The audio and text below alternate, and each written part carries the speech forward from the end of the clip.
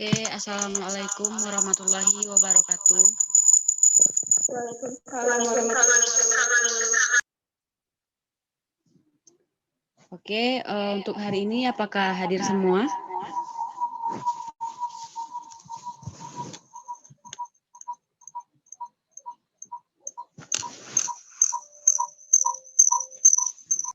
Hari ini kita akan memasuki Indonesia masa praaksara.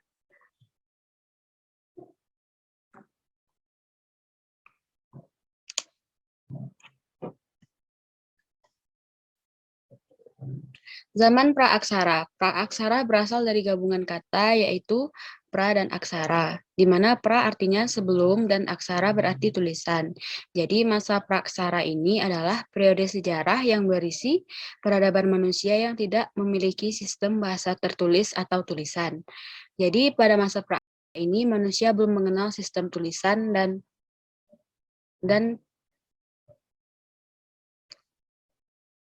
seperti yang bisa dilihat, beginilah kehidupan para orang-orang pada masa praaksara. Asal-usul nenek moyang Indonesia.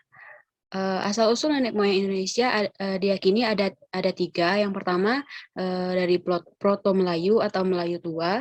Dan kedua ada Deutero-Melayu atau Melayu muda dan Melanesoid. Untuk yang pertama, bisa dibantu kepada Wahyu Ningtyas untuk membaca.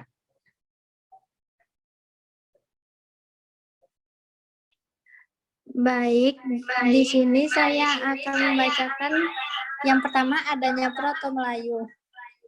Orang-orang Proto Melayu datang dari Cina bagian selatan yang kemudian melakukan migrasi ke Indochina dan Siam sampai ke Kepulauan Indonesia dan menempati pantai di Sumatera Utara, Kalimantan Barat, dan Sulawesi Barat yang membawa peradaban batu.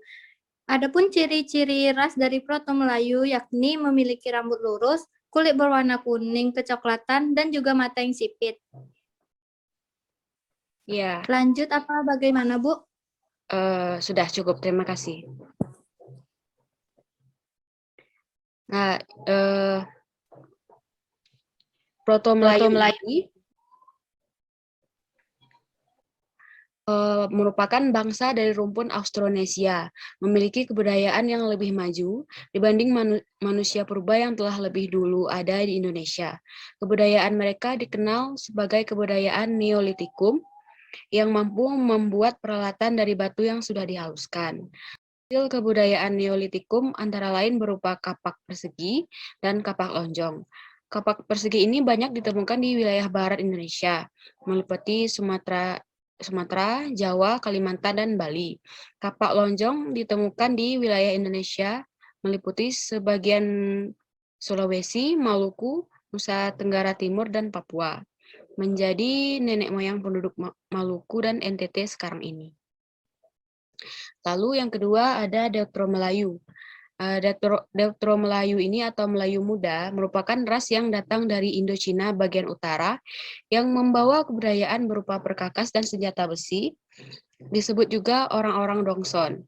Ciri-ciri ras Deutero ini memiliki kulit sawo matang, tubuh tidak terlalu tinggi, dan rambut lurus.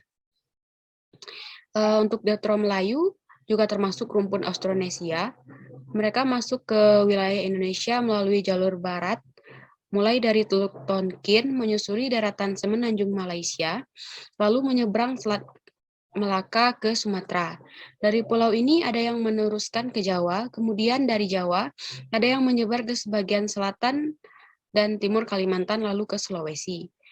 Ada pula yang menyebar ke Bali dan Nusa Tenggara. Nah, untuk yang terakhir, Melanesoid ini, ras ini tersebar di Lautan Pasifik yang terletak di sebelah timur Papua dan benua Australia. Ras Melanesoid memiliki ciri-ciri yaitu berbadan kekar, kulit kehitaman, rambut keriting, bibir tebal, dan hidung mancung. Jadi, dari ketiga nenek moyang ini bisa kita nilai bahwa Proto Melayu itu banyak berkembang di wilayah Sumatera atau Indonesia bagian barat, dan untuk Deutero Melayu lebih banyak berkembang di bagian Indonesia Tengah, dan Melanesoid ini banyak berkembang di Indonesia bagian timur. Nah, dan dari gambar ini dapat kita lihat bahwa para manusia praaksara ini hidup di pinggir-pinggir pantai, di mana mereka hidup dengan cara berburu juga meramu. Nah, untuk kehidupan sosial ekonomi masa praaksara. Secara garis besar, kehidupan sosial ekonomi pada masa praaksara dibedakan menjadi dua, yaitu food gathering, masa berburu dan meramu, dan yang kedua ada food production, di mana masa bercocok tanam. Hal ini ditandai dengan ditemukannya bukti-bukti seperti Cockenmoedinger atau tumpukan sampah makanan berupa kulit kerang dan tulang belulang yang telah membatu, dan Abrishau's Roses atau gua-gua karang sebagai tempat tinggal manusia purba. Nah, seperti yang terlihat ini, inilah kehidupan manusia pada masa praaksara. Pada gambar pertama terlihat bahwa manusia itu membawa hasil buruannya untuk menjadi makanan mereka, dan yang di bawah itu mereka terlihat tinggal di dalam gua-gua seperti yang dijelaskan sebelumnya. Di peta ini dapat kita lihat persebaran Proto-Melayu dan Deutero-Melayu.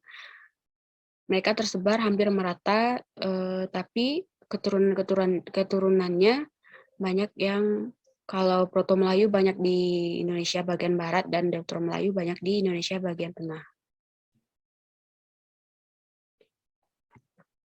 Baik, untuk anak-anak semua yang mau ditanyakan,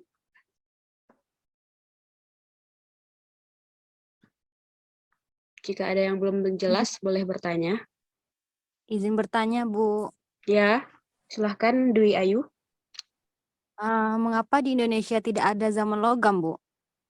Mengapa di Indonesia tidak ada zaman logam? Baik. Iya, Bu. Kenapa di Indonesia itu tidak ada zaman logam? Dikarenakan di Indonesia itu tidak terdapat bukti bahwa adanya zaman ini di Indonesia. Bukti itu bisa berupa menhir atau banyaklah contoh-contoh dari bukti-bukti itu. Namun bukti-bukti ini tidak ditemukan di Indonesia. Hanya ditemukan di beberapa wilayah di dunia dan tidak seberapa menyebar di seluruh tempat. Baik, untuk yang lain, ada juga yang ingin ditanyakan?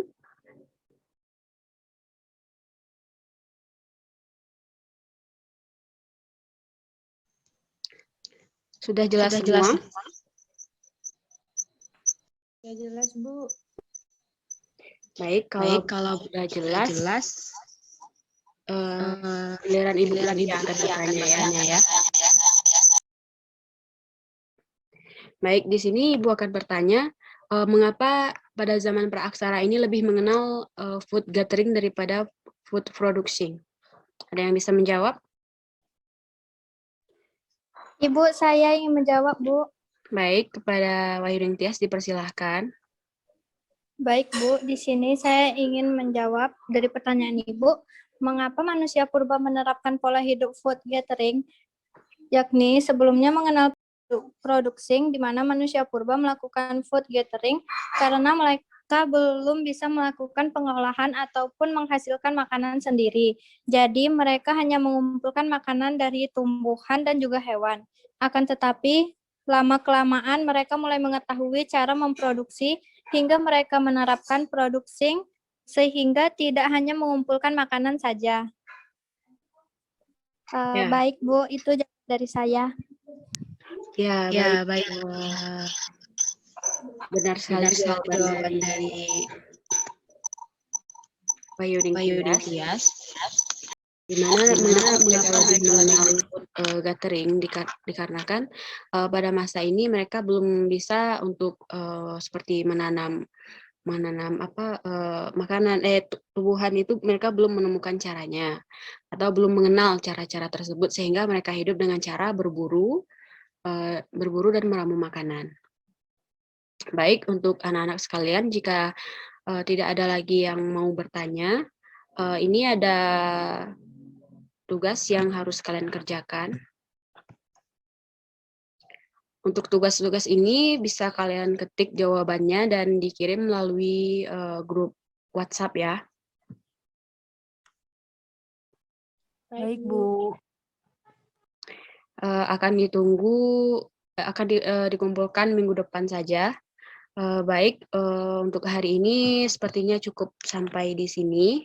Untuk kalian yang belum absen, harap untuk segera memenuhi absennya di grup WhatsApp. Sepertinya cukup untuk hari ini. Ibu tutup dengan wassalamualaikum warahmatullahi wabarakatuh. Waalaikumsalam Waalaikumsalam warahmatullahi wabarakatuh. warahmatullahi wabarakatuh.